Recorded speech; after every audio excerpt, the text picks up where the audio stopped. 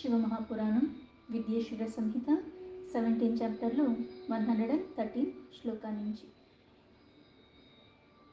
14 లోకాలు బ్రహ్మవి దాటిన తర్వాత, విష్ణు లోకాలు దాటిన తర్వాత, ఆ రుద్రలోకాలు దాటిన తర్వాత ఈశ్వర లోకాలు వస్తాయి అని చెప్పారు. ఎక్కడైతే కాలచక్రం వస్తుందో కాలచక్రాన్ని దాటిన తర్వాత పరమంగా ఉన్న పరమాత్మ అక్కడ చేరుకుంటామని చెప్పారు. అయితే ఈ కాలచక్రానికి కూడా మళ్ళీ 5 చక్రాలు ఉన్నాయని చెప్పారు. ఇవన్నీ దాటిన తర్వాత మళ్ళీ 5 ఆవరణాలతో కూడుకుని ఉంటుంది. 5 ఆవరణాలు, 5 మండలాలు, తర్వాత 5 బ్రహ్మ కళలతో ఉండి అక్కడ మధ్యలో పరంగా ఉన్న ఆ పరమాత్మ, పరమేశ్వరి అంటే పరాశక్తితో కలిసి అక్కడ నివాసంగా ఉంటాడు అని చెప్తున్నాడు. ఇవన్నీ దాటాలి అంటే మళ్ళీ క్రమేణా ఒక్కసారిగా నీకు భగవంతుడి మీద ధ్యాస కుదురుకుని ఉన్నంత మాత్రాన నువ్వు అక్కడ దాకా వెళ్ళలేవు. అందుకే ఎన్నో జన్మలు ఎత్తితే కానీ పరమపదం లభించదు అని ఎందుకంటారు? ప్రక్షాళన జరగాలి. ఎలా అయితే ఇంతకు ముందు చెప్పినట్టుగా ఇన్ని లక్షల సార్లు జపం చేస్తే ఏమవుతుందంటే శుద్ధి పొందుతున్నాం. ఆ శుద్ధి పొందిన తర్వాత మళ్ళీ కొన్నిసార్లు జపం చేస్తే ఒక్కొక్క తన్మాత్రలు ఏవైతే 5 ఉన్నాయో ఒక్కొక్క దాన్ని విడిచేలాగా చేయాలి. మళ్ళీ పంచభూతాలు 5 ఇవన్నీ అంటే ఇంతలాగా ప్రక్షాళన జరగాలి. ఇదేదైతే శరీరం తయారైందో ఇందులో జ్ఞానేంద్రియాలు, కర్మేంద్రియాలు ఉన్నాయి, ధాతువులు ఉన్నాయి, సప్తధాతువులు ఇవన్నీ కూడా ఉన్నాయి. మనం ఏదన్నా కర్మ చేసామంటే శరీరంతో చేసామన్నట్టుగా చాలా తేలిగ్గా మాట్లాడేసుకుంటాం. అయితే ఈ శరీరంలో ప్రతిదీ కూడా నేను తిన్న ఆహారం ఎలా అయితే శరీరానికి పుష్టినిస్తుందో అలాగే నా భావన మాత్రం చేత ఇప్పుడు ఆరోగ్యం స్థిరంగా ఉండటానికి, ఆరోగ్యం ఇంకా క్షీణించుకుపోవటానికి కారణం ఏంటి అంటే ఔషధి గుణాలతో కూడుకున్న ఆహారాన్ని నువ్వు తీసుకోకపో. కానీ ఎటువంటి ఆలోచనలు వస్తున్నాయో క్రూరంగా ఉన్నవాడికి, అలాగే ఈ బుద్ధి అన్నది అధర్మంగా ఉండి ఎంతసేపు వికారభరితమైన ఆలోచనలు పెట్టుకున్న వాడికి, ఎంతసేపు ఆ నెగిటివ్ ప్రాసెస్లో ఎవరైతే ఉంటారో ఏది వాళ్ళకి పుష్టిలోకి తీసుకురాదు. ఎందుకు అంటే ఎటువంటి స్థితిలో ఉన్నప్పటికీ కూడా కాస్త ఏదైతే మనకి పాజిటివ్ థాట్ ప్రాసెస్ ఉంటుందో దానికి క్రమేణా మనకి ఏమవుతుంది అంటే అది వృద్ధి వైపు తీసుకెళ్తుంది. ఎంత బాగున్న వస్తువునైనా సరే, ఇప్పుడు పిల్లన్నైనా సరే కొన్ని మాటల్ని మనం ఎందుకు అనద్దంటారు? నువ్వు బాగుపడవు అని 10 సార్లు అంటే నేను బాగుపడక్కర్లేదన్నట్టుగానే తీసుకుంటాడు తప్పితే ఇలా కాదు, ఇలా చేసుకో ఉన్న అవలక్షణాలు తొలగించే ప్రయత్నంగా ఒక మాట నువ్వు చెప్పగలిగితే వాడు అది పట్టుకుంటాడు. నీకేది చేత కాదు అంటే చేసేది కూడా చెయ్యడు. అలాగే ఈ శరీరం కూడా అందుకే ఇన్ని వాటిలతో, ఇన్ని ధాతువులతో, ఇన్ని వాటిలతో ఉన్న ఈ శరీరము లోపల మళ్ళీ హృదయమన్న గుహలో ఉన్నది ఎవరు అంటే పరమాత్మ ఉన్నాడని తెలుసుకోవటం కాకుండా దాన్ని చేరుకునే విధానంలో నిత్యము నిరంతరము కర్మలన్నీ మానేమని చెప్పాలి. ఏ కర్మ చేసినా ఆ భావనతో నువ్వు ఉంటేనే దాని దగ్గరికి చేరుకునేలాగా ఆ పయనం మళ్ళీ మధ్యలో విఘ్నాలు కలిగినా వదలకుండా అంత స్థిరంగా నువ్వు పట్టుకునే అవకాశం ఉంది. ఎలా అయితే ఈ 5 పంచముఖాలు అంటాం పరమేశ్వరుడికి: సద్యోజాత, వామదేవ, అఘోర, తత్పురుష, ఈశాన. ఇలా 5 ఆవరణాలతో కూడుకుని ఒక్క ఆవరణానికి లోపలికి వెళ్ళటానికి, ఆ ఆవరణం నుంచి మళ్ళీ ఇంకో ఆవరణానికి వెళ్ళటానికి ఇలా ఇన్ని రకాలుగా చెప్పారు. అందులోనే ఇక్కడ జపం అన్నది చేసుకుంటే ఇలా ఒక్కొక్క దాని నుంచి దాటుకుంటూ వెళతామని చెప్తున్నారు. అఘోర నిలయం పశ్చాత్ తృతీయావరణం పరం పురుషస్యేవ సాంభస్య ద్వితీయావరణం శుభం. ఎలా అయితే ఇక్కడ ముందుగా సద్యోజాత ఆ ఆవరణంలోకి వెళతాం, అక్కడ మళ్ళీ నివాసం, మళ్ళీ అక్కడి నుంచి వామదేవకి వెళతాం, అలాగే మూడవది అఘోర. ఇలా క్రమేణా మూడో దగ్గరికి వెళతాం. మూడో ఆవరణ అఘోర నుంచి తత్పురుషకు మళ్ళీ కాస్త నివాసం ఉన్నది. దాని తర్వాత మళ్ళీ నువ్వు తత్పురుష దయానికి వెళతావు, అది రెండో ఆవరణ. ఈశానస్య పరస్యేవ ప్రథమావరణం తతః ధ్యానధర్మస్య చాస్థానం పంచమం మండపం తతః. దీని తర్వాత మొదటి ఆవరణ ఏదైతే ఉన్నదో అది ఈశాన, అక్కడికి చేరుకుంటారు. రెండో ఆవరణ అఘోర దాటిన తర్వాత ఇక్కడికి వచ్చిన తర్వాత ఇక్కడ ధ్యాన ధర్మ నివాస స్థానము. బలినాథస్య సంస్థానం తత్ర పూర్ణామృతప్రదం చతుర్థం మండపం పశ్చాత్ చంద్రశేఖర మూర్తిమత్. దాని తర్వాత అంటే ఇక్కడ ఏవైతే 5 ఆవరణాలే కాకుండా మళ్ళీ 5 మండపాలు ఉన్నాయి. అందుకని ఇక్కడ ఇన్ని ఆవరణాలు దాటిన తర్వాత ఏదైతే ఒక మండపం వస్తుందో 5వ మండపం, అది ఏంటి ప్రతీక? ధ్యానానికి, ధర్మానికి ప్రతీక. దీని తర్వాత 4వ మండపం వస్తుంది. ఈ 4వ మండపం ఇక్కడ బలినాథ. ఈ బలినాథ మండపం 4వ మండపం. ఇక్కడ చంద్రశేఖర మూర్తియుక్తంగా బలినాథుడు అక్కడ నివాసంగా ఉంటాడు. ఇక్కడ అన్ని పూర్ణ అమృత ప్రదాతగా అన్నీ మనకి ప్రసాదిస్తూ ఉంటాడు. సోమస్కందస్య చాస్థానం తృతీయం మండపం పరం ద్వితీయం మండపం నృత్య మండపం ప్రాహురాస్తీతికాః. ఈ 4 మండపం దాటిన తర్వాత 3వ మండపం వస్తుంది. దాన్ని సోమస్కంద అంటారు. ఇక్కడ సోమస్కందుడే నివాసంగా ఉంటాడు. దీని తర్వాత 2వ మండపం వస్తుంది. ఇక్కడ ఆస్తికలోక నృత్య మండపం అంటారు. దాని తర్వాత 1వ మండపం వస్తుంది. ప్రథమ మూల మాయాయాః స్థానం తత్రేవ శోభనం తతః పరం గర్భగృహం లింగస్థానం పరమం శుభం. ఇవన్నీ అయితే 5 ఆవరణాలు దాటిన తర్వాత, ఈ 4 మండపాలు దాటిన తర్వాత 5వ మండపం వస్తుంది. అది మూలమాయ. అక్కడ అత్యంత శోభగా ఉంటుంది. అక్కడ గర్భగృహం అంటారు. ఎక్కడైతే లింగస్థానము, పరమేశ్వరుడు యొక్క లింగస్థానం అక్కడ ఉంటుంది. నందిస్థానానతః పశ్చాన్ విదుః శివవైభవం నందీశ్వరో బహిస్తిష్టాన్ పంచాక్షరముపాసతే. నంది స్థానం నుంచి ఆ శివ వైభవానికి ఎక్కడైతే సరి తెలుసుకోవాలి అంటే నంది స్థానం నుంచే తెలుసుకోవాలి. ఇక్కడ నందీశ్వరుడు గర్భగృహకి బయటే ఉంటాడు. ఉండి ఏం చేస్తుంటాడు? పంచాక్షర మంత్రాన్ని నిత్యం ఉపాసన చేస్తూనే ఉంటాడు. ఆ పరమేశ్వరుని చూస్తూ బయటే ఉన్నాడు గర్భగృహకి, కానీ చూస్తూ ఆయన్ని ఎప్పుడు ఆ ఉపాసనలోనే లీనమై ఉంటాడు నందీశ్వరుడు. ఏవం గురుక్రమాలబ్ధం నందిశాశ్చ మయా పునః తతః పరం స్వాసంవేద్యం శివేనైవానుభావికం. ఇలాగ గురు పరంపరగా అంటే గురువుల దగ్గర నుంచి తెలుసుకుని మళ్ళీ వాళ్ళ శిష్యులకు చెప్పి మళ్ళీ వీళ్ళకి శిష్యులైన వాళ్ళకి వాళ్ళు చెప్తూ ఇది పరంపరగా వస్తున్నది. ఇదంతా నేను ఇప్పుడు నీకు చెప్పింది గురు పరంపరగా సంభవిస్తున్నది, ప్రాప్తించినది. తర్వాతే నేను నందీశ్వరి ముఖమున ఈ విషయాన్ని విని ఉన్నాను. ఇక్కడ ఇంతకు ముందు ఏం చెప్పారు? నందీశ్వరుడు పరమేశ్వరుడికి దగ్గరగా ఉంటాడు, ఆ గర్భగృహకు బయట ఉంటాడు, పంచాక్షరి మంత్రాన్ని ఉపాసన చేస్తూ ఉంటాడు అని. ఆ నందీశ్వరుడు ద్వారా విన్నది అదే నేను ఇప్పుడు నీకు చెప్తున్నాను. నందిస్థానానికి అవతల స్వాసంవేద్యమైన శివ వైభవం ఉంటుంది. దాని అనుభవం కేవలం పరమశివుడికే ఉంటుంది. అంటే అనుభవం పరమశివుడికి ఎందుకు ఉంటుందంటే ఇక్కడ మనం మాయావశమని ఇవన్నీ నేను అనుభవిస్తున్నాను నేను అనుకుంటాను. ఇక్కడ నేను అనుభవించేది నేను అన్నది ఏదీ లేదన్నది వాస్తవం. ఇప్పుడు నేను తింటేనే నా పొట్ట నిండుతుంది, వేరే వాళ్ళు తింటే నా పొట్ట నిండదు. కాకపోతే ఇవన్నీ ఎప్పటిదాకా? భౌతికంగా నేను నిలబడటానికి ఈ శరీరంతో కొన్ని క్రతువులు చేయటానికి ఈ శరీరం అవసరం. పరిమితిలో దీన్ని నేను ఉంచుకోవాలి, పరిమితిలో దీన్ని నేను చేయటానికి వీలుగా ఇది నాకు సహకరించేలాగా దీన్ని నేను నాకు తగ్గట్టుగా మలుచుకోవటానికి ఈ శరీరము. అన్నిటికీ పరంగా ఉన్న పరమాత్మ ఇక్కడ పరమశివ అనుభవంలోకి స్వయంగా ఎవరికి వస్తాడు? ఇది పరమ రహస్యమని ఎందుకు చెప్తున్నారు?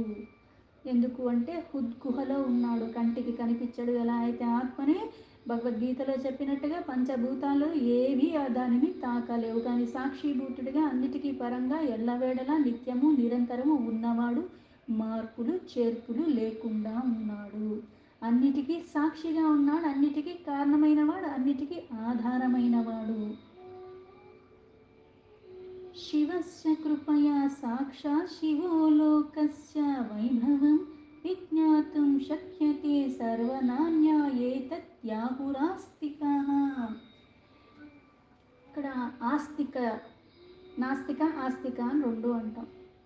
అంటే ఇప్పుడు పరమాత్మ యొక్క కృప ఉంటేనే అటువైపుగా ధ్యాస మళ్ళుతుంది. ఆ కృప ఉంటేనే అది తెలుసుకోవాలని జిజ్ఞాస కలుగుతుంది. ఆ కృప ఉంటేనే దాన్ని మళ్ళీ ఆ రహస్యం ఏంటి, ఇది ఇలా వచ్చిందంటే దీనికి కారణం ఏంటి, అనుమానంతో చూసింది వేరు, అది తెలుసుకునే ప్రయత్నము. నాకు ఈ వికారం ఉంది కాబట్టి నాకు ఈ స్పష్టత లేదు, నేను ఈ వికారాన్ని తొలగించుకోవాలన్న ప్రయత్నం ఎవరైతే చేస్తారో, ప్రయత్నం చేసిన మాత్రాన మనం అక్కడ దాకా వెళ్ళిపోతామని కాదు, కానీ వెళ్ళే ప్రయత్నాన్ని విడవకుండా ఎంత శక్తి ఉంటే అంత 24 గంటలు నేను కూర్చుని అది చేయలేను. అందుకని నేను ఒక అరగంటే చేస్తాను. అరగంట చేసిన త్రికరణ శుద్ధిగా చెయ్యటము, ఎప్పుడూ అరగంటని విడవకుండా, సాధ్యమైన రోజు ఒక్కొక్క రోజు కొంచెం ఎక్కువ సమయం ఉందంటే కొంచెం ఎక్కువ చేయటం, కానీ ఈ అరగంటను మాత్రం నేను విడవకుండా ప్రతిరోజు అలా చెయ్యగలగటము. అందుకే ఆస్తిక జనులకి ఆ సాక్షాత్ పరమేశ్వరుడు యొక్క కృప ఉంటేనే శివలోకం అన్న ఐశ్వర్యం మనకి తెలుస్తుంది, లేకపోతే అది అసంభవము. అంటే అన్నిటికన్నా పరంగా ఉన్నది శివలోకం అన్న. లోకాతీతంగా లోకాలోక అని అంటూ ఉంటాం. ఇవి మళ్ళీ సృష్టికాండలో వస్తుంటాయి, ఎన్ని లోకాలు ఉన్నాయి ఏంటి అని. ఏది ఉన్నప్పటికీ కూడా అన్నిటికీ మూలమైన వాడు, అన్నిటికీ ఆధారమైన వాడు ఎవరు? పరమాత్మ. అందుకు నా పరమాత్మ యొక్క కృప నీకు ఉండాలంటే నువ్వెలా ఉండాలి, ఆ తెలుసుకునే ప్రయత్నం. ప్రతి ఒక్కడు జ్ఞాని కాదే, కాకపోతే అందరి మీద పరమాత్మ యొక్క కృప ఉంది కదా, ఆ కృప ఉందన్న నమ్మకం నీకు ఉండాలి. ఏదైనా చెప్పుకోవటం చేతనవ్వాలి, అన్నీ నాకు చేత కాదు, కాకపోతే నాకు చేతనైతే అది చేస్తున్నాను, అది నాకు రాకపోయినా నాకు వచ్చేలాగా, లేకపోతే అది నాకు నేర్పించేవాళ్ళు నాకు తారసపడేలాగా, లేకపోతే దాని గురించి నాకు కాస్త మనసు స్థిరంగా దాన్ని పట్టుకునేలాగా నాకు మళ్ళీ నీ కృప నాకు ప్రసరింప చెయ్యి అని అడగటం తెలియాలి. అడగందే అమ్మైనా అన్నం పెట్టదు అంటారు. ఎందుకంటారు? 10 సార్లు అడుగుతుంది అమ్మ, ఆకలేస్తుంది, ఆకలి, నాకు ఇయ్యట్లేదు అంటే వాడికి ఇంకా ఆకలి లేదని ఊరుకుంటుంది. ఎన్నిసార్లు అడుగుతుంది? కానీ నీకు ఆకలేస్తే అడిగితే పెడతానికి ఎప్పుడూ సిద్ధంగా ఉంటుంది. అలాగే పరమాత్మ ఇవ్వటానికి ఎప్పుడూ సిద్ధంగానే ఉన్నాడు. మనకి తేలికగా సాయి సచ్చరిత్రలో చెప్పినట్టుగా పరమాత్మ ఒక ఖజానా అన్నది నిండిపోయి పొర్లిపోతూ ఉన్నది.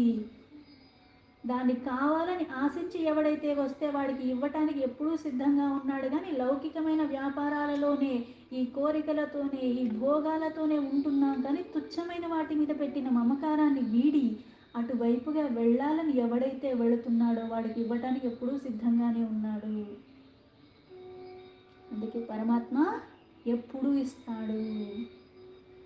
సంభవం అసంభవం ఎప్పుడు సాధించుకోవటానికి ఈ శరీరాన్ని ఇచ్చాడు. దేన్ని సాధించుకుంటున్నావు, ఎలా సాధించుకుంటున్నావు, ఎలా నీ ఆలోచనలు ఉన్నాయి, ఎలా నువ్వు చూస్తున్నావు, ప్రతిదీ ఒకదానికొకటి ముడిపడి ఉన్నాయి. అందుకే ఆ కృప వల్లే ఆ ప్రసాదం మనకి. అందుకే ఏది తీసుకున్నా సరే మనం చాలా తేలిగ్గా తీసేసుకుంటాం. పొద్దున్న లేచానంటే నాకు నిజంగా ఇంకో ఆయుష్ ఇచ్చాడు కాబట్టి ఈరోజు ఈ గడియ నేను బ్రతికున్నాను అన్నది వాస్తవం. అలాగే నేను తినడానికి ఇప్పుడు నెలంతా కష్టపడ్డాను కదా, నా డబ్బులే కదా, నేను తింటున్నాను కదా అని అనుకోవచ్చు అజ్ఞానవశమున. నువ్వు నెలంతా కష్టపడినా జీతం ఇంటికి తెచ్చేటప్పుడు ఎవడో ఒకడు కొట్టి నిన్ను తీసుకెళ్లకుండా ఉంటున్నాడు కదా. పోనీ కొట్టలేదు, ఇవేవి కాదు, జీతం నేను ఇంటికే తెచ్చుకున్నాను, నేను తెచ్చిన జీతానికన్నా నాకు ఇంకా ఎక్కువ అప్పులు ఉన్నాయంటే అప్పుల వాళ్ళు నేను జీతం ఇంటికి తీసుకొచ్చేలోపు నా వెనకాల అక్కడికి వచ్చేసి అన్నీ తీసుకెళ్ళకపోతే నాకెలా మిగులుతుంది? పోనీ అప్పు కూడా లేదు, నేను ఇంటికి తెచ్చుకోగానే మళ్ళీ నాకున్న ఖర్చులు కానీ ఇంకొకటి దుబారా చేసేయకుండా నేను మళ్ళీ దాన్ని జాగ్రత్తగా పెట్టుకోవాలంటే మళ్ళీ బుద్ధి పనిచేయాలి. డబ్బు 10 రూపాయలు చేతుల్లో ఆడుతుందంటే ఎక్కడలేని ఆలోచనలు వస్తూ ఉంటాయి. కోడిగుడ్డు ఈకలు పీకినట్టుగా లెక్కలు వేసుకుంటూ ఉంటాయి. ఇది చేస్తే అది ఇచ్చేస్తుంది, అది చేస్తే ఇది చేస్తుంది, అది వస్తుంది, ఇది వస్తుంది అని. ఏమీ రాదు. ఎందుకంటే డబ్బు కష్టపడి సంపాదించడం ఒక ఎత్తు అయితే దాన్ని మళ్ళీ వినియోగించడానికి కూడా అంత ధర్మంగా నువ్వు ఉండగలిగితే, నువ్వు వద్దనుకున్నా చెయ్యాలనుకున్నా కొన్ని నీ ద్వారా చేపిస్తాడు పరమాత్మ. మళ్ళీ ఇది నేనే చేశానన్న అహంకారానికి నువ్వు లోబడకుండా ఉండాలి. అందుకే అది ఆ అనుభవం రావాలి. లేకపోతే ఆ ప్రసాదంగా పరమాత్మ యొక్క కృప లేకపోతే ఆసక్తి కలగదు. ఆసక్తి కలిగాక కూడా అంత స్థిరంగా దాన్ని నువ్వు పట్టుకుని ఉండలేవు. ఏవం క్రమేణ ముక్తాః స్వాయుర్బ్రాహ్మణా వై జితేంద్రియాః అన్యేషాం చ క్రమం వక్షే గదతః శృణుతాధరాత్. ఏవైతే మనకి ఈ 4 వర్ణాలు ఉన్నాయో అందరికీ అదే ప్రణవం, కాకపోతే ఒక్కొక్కళ్ళు ఒక్కటి చెయ్యటానికి మనకి కొన్ని అలవాటై ఉన్నాయి. అందుకే ఇక్కడ ఆ పరమాత్మ సాక్షాత్కారం ప్రాప్తించాలంటే ఇంద్రియాన్ని నిగ్రహించుకుని బ్రాహ్మణ, ముక్తి కావాలనుకున్న వాళ్ళు, మోక్షం కావాలనుకున్న వాళ్ళు దాన్ని ఉచ్చరించాలి. అలా ఉచ్చరిస్తే ఆ పరమాత్మ యొక్క సాక్షాత్కారం లభిస్తుంది. అలాగే మనకి ముక్తి, మరణానంతరం మోక్షం కూడా లభిస్తుంది. అలాగే వేరే వేరే వర్ణాలు ఎలా అయితే క్షత్రియాది వర్ణాలు ఉన్నాయో దాని గురించి కూడా చెప్తాను. ఎందుకు ఒక్కొక్క వర్ణానికంటే నువ్వు ఏ పని చేస్తున్నావో దానికి తగ్గట్టుగా మనకి తెలియకుండానే మన శరీరం దానికి అణువుగా మారిపోతూ ఉంటుంది, మన గుణాలు మారిపోతూ ఉంటాయి. గురుపదేశాజ్జాప్యం వై బ్రాహ్మణానాం నమోంతకం పంచాక్షరం పంచలక్షమాయుష్యం ప్రజాపేత్ విధిః. ఇప్పుడు బ్రాహ్మణులు అంటే ఇక్కడ మళ్ళీ బ్రాహ్మణ వర్ణాన్ని తీసుకోవద్దు.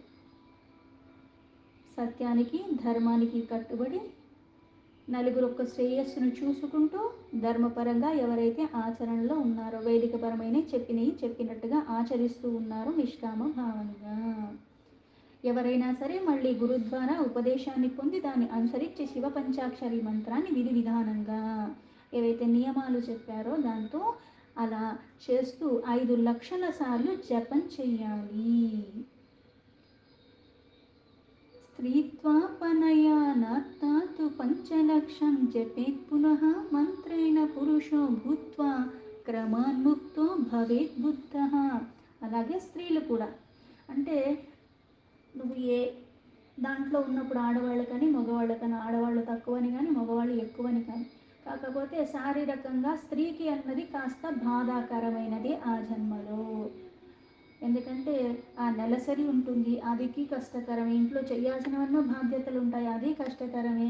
మళ్ళీ ఆ ప్రసవం అన్నది మళ్ళీ ఇంకో జన్మతో సమానము. ఇవన్నీ కూడా అందుకే ఇప్పుడు స్త్రీలు ఆ స్త్రీతత్వాన్ని అంటే ఇప్పుడు ఏదైతే ఆ యోని నుండి జన్మించావో ఆ యోని నుంచి అంటే ఏ జన్మలో నువ్వు ఉన్నావు అంటే స్త్రీగా ఉన్నావో పురుషుడిగా ఉన్నావో ఎలా ఉన్నావో ఏ వర్ణంలో ఉన్నావో అలాగే ఇవన్నీ దీనికి ముందు చెప్పినట్టుగా ఎలా అయితే పంచ తన్మాత్రలు ఒక్కొక్కదానికి చేసుకుంటూ వెళ్ళిపోయి వాటి నుంచి ముక్తి లభిస్తూ ఉంటుంది. మళ్ళీ పంచభూతాల కోసం మళ్ళీ ముక్తి, ఇంద్రియాలు, అహంకారం ఇవన్నీ ఎలా అయితే చెప్పారో ఇక్కడ కూడా ఆ స్త్రీలు ఎవరైతే మళ్ళీ 5 లక్షల సార్లు జపం చేస్తున్నారో మళ్ళీ గురువు ఉపదేశం తీసుకుని అలా చేయటం ద్వారా ఆ స్త్రీ యోని నుంచి ముక్తి లభిస్తుంది. మళ్ళీ దీని తర్వాత మళ్ళీ 5 లక్షల సార్లు చేస్తే మళ్ళీ ఇంకో జన్మలో పురుష జన్మ కూడా వాళ్ళకి క్రమః లభిస్తుంది, మళ్ళీ ముక్తి కూడా లభిస్తుంది అంటారు. క్షత్రియ పంచలక్షేణ క్షత్వామపనిష్యతి పునశ్చ పంచలక్షేణ క్షత్రియో బ్రాహ్మణో భవేత్. అలాగే క్షత్రియులు కూడా 5 లక్షల సార్లు ఈ మంత్రాన్ని జపం చేస్తే క్షత్రియత్వం నుంచి దూరం అంటే నువ్వు ఏ క్షాత్రంలో ఉన్నావో, నువ్వు ఏ వర్ణంలో ఉన్నావో, ఏ వృత్తిలో ఉన్నావో దాన్ని నువ్వు కూడా అంటే బంధనాల రూపంలో ఇవన్నీ వస్తూ ఉంటాయి. అందుకని ప్రతిదాన్ని వదిలించుకోవటానికి ఈ మంత్ర జపం ద్వారా దాని నుంచి నువ్వు ముక్తి పొందుతావు. దాని నుంచి నువ్వు విముక్తి కలిగిన తర్వాత ఆ గుణాల నుంచి కూడా మళ్ళీ ముక్తి పొందుతావు. మంత్రసిద్ధిర్జపశ్చైవ క్రమాన్ముక్తో భవేన్నరః వైశ్యస్తు పంచలక్షేణ వైశ్యత్వమపనిష్యతి. అలాగే దాని తర్వాత 5 లక్షల సార్లు మళ్ళీ ఇప్పుడు క్షత్రియ నుంచి ముందుగా ఉన్న వర్ణం ఏంటి? బ్రాహ్మణ అన్నది ప్రథమం అంటారు. ఎందుకు? వేదాల్ని అధ్యయనం చేస్తూ ఆ పరమాత్మ యొక్క తత్వాన్ని తెలుసుకుని అవగాహనతో దాన్ని ఉచ్చరిస్తూ ఉంటారు, సిద్ధి ఎప్పుడూ పొంది ఉంటారు. అందుకే వాళ్ళ వాక్కు సత్యం అవుతుంది. దాని తర్వాత క్షత్రియులు అంటే వాళ్ళ కోసమే కాకుండా జనాల యొక్క రక్షణ కోసం చేస్తున్న వాళ్ళు. తర్వాత వైశ్యులు క్రయ విక్రయ ఇవి, తర్వాత శూద్రుడు సేవ చేస్తున్న వాళ్ళు.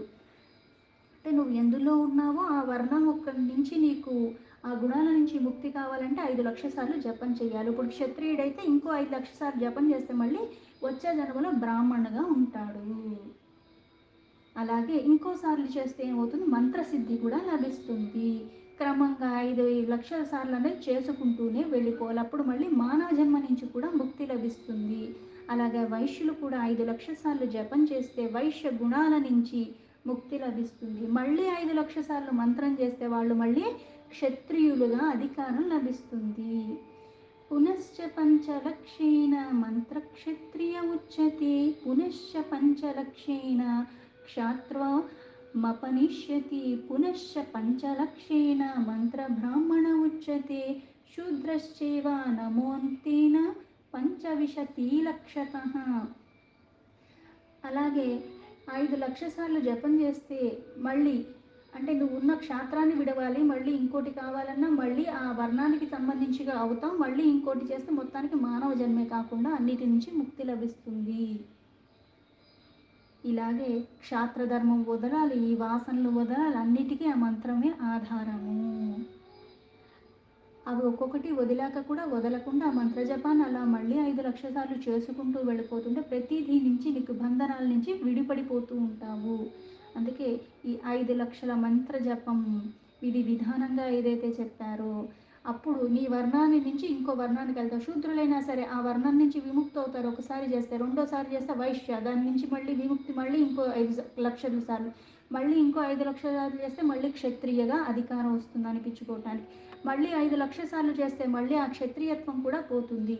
మళ్ళీ 5,00,000 సార్లు చేస్తే మళ్ళీ బ్రాహ్మణ అధికారం వస్తుంది. మళ్ళీ 5,00,000 సార్లు చేస్తే దాని నుంచి కూడా మనకి ముక్తి లభిస్తుంది.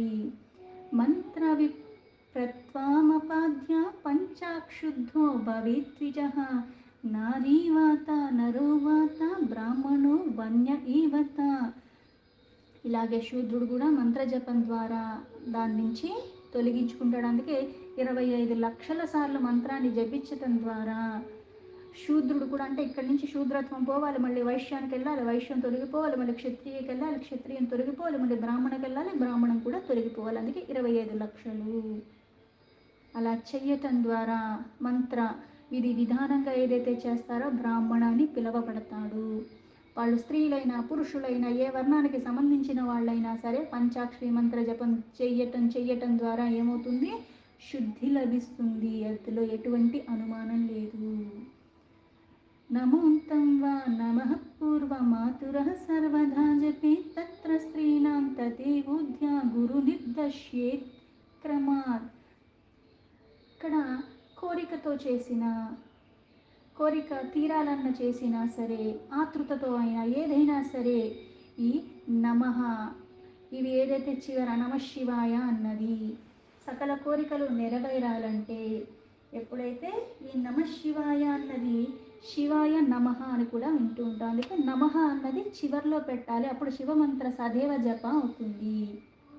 అంటే ఓం నమః శివాయ అంటాము, మళ్ళీ శివాయ నమ ఓం అని కూడా వస్తుంది. అందుకే నమః అన్నది ఎక్కడైతే చివరన పెడతారో ఆ శివమంత్రం సదేవ జపగా అవుతుంది. స్త్రీలు శూద్రుడు కూడా వాళ్ళు మంత్రజపము ఏ స్వరూపంలో అన్నా చెయ్యొచ్చు. కాకపోతే గురువు చెప్పినట్టుగా దాన్ని చేయాలంటే గురువు ఇప్పుడు నమఃశివాయ అని చెప్తే అలా చేయొచ్చు, లేదా శివాయ నమః అని చెప్తే అలా చెయ్యొచ్చు. ఓం నమఃశివాయ అని చెప్తున్నాడా, లేకపోతే శివాయ నమః అని చెప్తున్నారా, లేకపోతే శివాయ నమ ఓం అని చెప్తున్నారా, గురువు ఎలా చెప్తే దాన్ని బట్టి అది అనుసరించి చెయ్యొచ్చు, తప్పేం లేదు గురువు చెప్పిన దాన్ని బట్టి. కానీ మంత్రజపం ఆ పరమాత్మ యొక్క స్వరూపంగా భావించి ఎవరైతే నిత్యము నిరంతరము చేస్తూ ఉన్నారో వాళ్ళకి శుద్ధి అన్నది తప్పకుండా లభిస్తుంది. సాధః పంచలక్షాంతే శివ ప్రీత్యార్థమేవ హి మహాభిషేక నైవేద్యం కృత్వా భక్తాశ్చ పూజయేత్. సాధకుడు ఎప్పుడైతే ఇలా 5,00,000 సార్లు జపం చేసేసిన తర్వాత ఆ పరమేశ్వరుని ప్రసన్నుని చేసుకోవటానికి మహా అభిషేకం నైవేద్యాలు ఇవన్నీ నివేదన చేయాలి. మళ్ళీ శివభక్తుల్ని కూడా పూజించాలి. ఇక్కడ చరాచర జీవరాశుల్లో ఉన్నది పరమాత్మయే. శివభక్తుల్ని విశేషించి పూజించాలి అంటే విష్ణు భక్తుల్ని పూజించద్దు అని కాదు. అంటే ఎవరికైతే ఆ పరమాత్మ చింతనలో ఉండి అట్లా ఉంటారో వాళ్ళు పరమాత్మ స్వరూపంగా భావించి, ప్రత్యక్షంగా సూర్యుడు ఎలా అయితే దైవంగా భావించి నేను పూజిస్తున్నానో అలాగే ఈ శివభక్తులు కూడా పరమాత్మ అన్న భావనతో పూజ చేయాలి. ఈ నైవేద్యాలు ఇవన్నీ వాళ్ళకి నేను సమర్పించుకున్న దాన ధర్మాలు ఏవైతే చేస్తున్నానో దాని ద్వారా నాకు అత్యున్నతంగా ఫలితం వస్తుంది. దీంతో శివమహాపురాణం విద్యేశ్వర సంహిత 17 చాప్టర్లో 130 శ్లోక సంపూర్ణం.